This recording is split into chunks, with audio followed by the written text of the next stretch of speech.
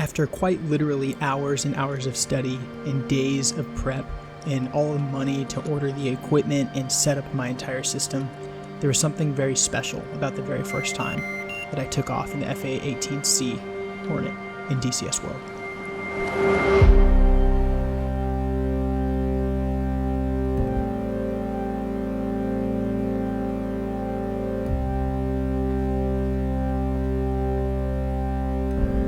Welcome to episode 2 of Learning to Fly, a DCS World series where I describe how I went about learning the FA-18C Hornet and how to play DCS World.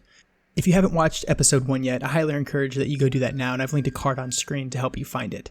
In episode 2, we're going to talk about the first time that you sit in the cockpit of your aircraft, and the very first time that you have to start and then taxi and then take off from the field and from the carrier in the FA-18 Hornet. This isn't a tutorial on how to do those things. This is an explanation of how I learned them and how I recommend you go about learning the exact same skills. So first, there's 2 types of starts in DCS World. Whenever you spawn into a game, you can either spawn into a cold start, which is the airplane completely turned off, or a warm or hot start where the engines and the avionics have already been switched to on and it's much more closer to being prepared to take off right away. Whenever you first start learning your module, I highly encourage that you go with a cold start procedure because it's the easiest and the best way to learn as much as you possibly can about the aircraft. This is how I learned cold start and how I learned to take off in the FA-18C Hornet. First, I went to Matt Wagner's YouTube channel and I watched his full cold start procedure in the F-18, which is very thorough, walks you through the entire process.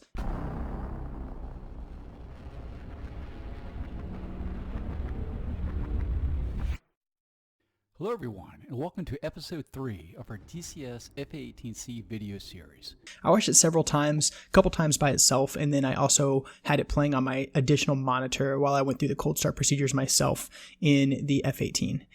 After watching Matt Wagner's video a few times, I launched DCS World and I used the tutorial that is included with the F-18 to practice startup procedures once more. While this can be a rather long process as described in the manual, you can also enable the auto start function.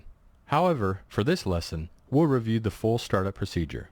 In that particular tutorial, they guide you through the startup process by highlighting the switches and knobs and everything that you need to select within the cockpit, and it'll walk you through the entire process and further reinforce the same skills that you acquired whenever you were watching that original startup procedure video. Finally, I graduated to doing it all on my own. I used Chuck's guide as my principal reference and checklist, and I basically went straight down the list included with Chuck's guide and went through all of the startup procedures on my own. Once I felt like I had a pretty good feel or a pretty good handle on what it takes to start the airplane, taxi, and take off, I actually made a checklist of my very own that cuts out some of the more simulation steps, like the built-in tests that aren't actually simulated in DCS World, and I made a more rapid and efficient way to start the aircraft. Now, I should mention, there's a shortcut to starting all the aircraft in DCS World. You can press the Windows key and then the home button, and it will completely start the aircraft from start to finish. I have to confess that I do that very frequently now, but only because the amount of time that I have to play is very limited, and I don't want to spend the first 30 minutes of my session starting the airplane when I could get through that much faster and then immediately go and fly and start playing the game. I still have to recommend that you learn cold start procedures, that you rehearse it every once in a while because it's going to keep you in tune with your airframe and make sure that you fully understand all the systems that are working in the background to keep your airplane flying. And for that reason, I highly, highly recommend that you learn cold start. And it's just it's a great thing to fully understand. And in order to get the most out of the simulation, it's important that you know how to go through those cold start procedures.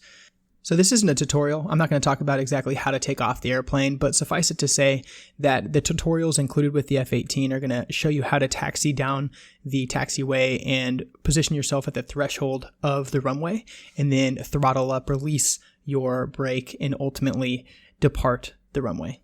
Push the throttles all the way forward to full afterburner.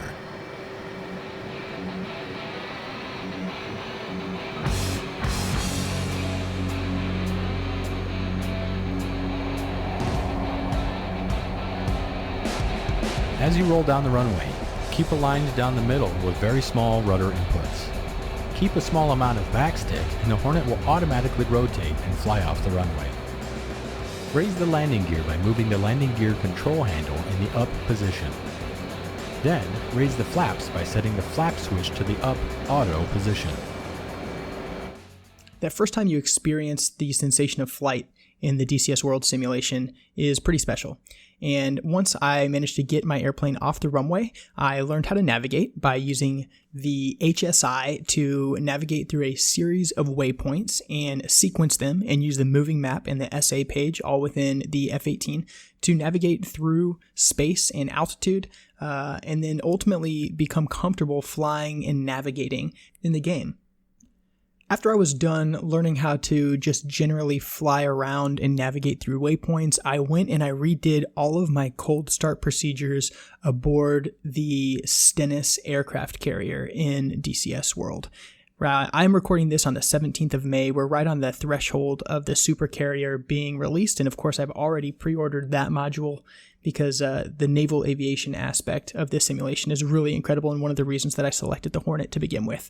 So after I learned how to fly and take off on the field or on the land, it was important to me that I immediately go and learn how to do the same thing aboard the aircraft carrier, which is actually really, really simple. And once again, there's a ton of great tutorials that'll help you do that. Some of them are built right into the game. Others are included by guys like Jabbers and again, Matt Wagner. And I would encourage you guys to go take a look at all of those. Next week, we're going to look at learning to land. So we've talked about how to prepare and learn to fly in DCS World.